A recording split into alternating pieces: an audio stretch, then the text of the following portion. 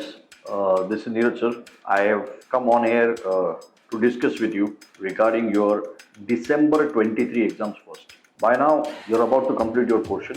As far as your portion completion is concerned, maybe in next 10-15 days, wherever you're attending the lectures, whether you're attending the lectures with us or with someone else, by September end, 99.9% your portion will be over.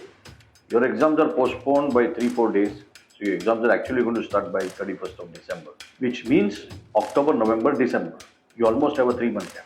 And that's crucial time, because that is the real game changer. Like some of you has already completed the portion by July end only. They feel it is Azadi Dil Ki. Maybe after 2 months or so, that is by October, when they start, they may start getting a feeling that they are revisiting a new subject.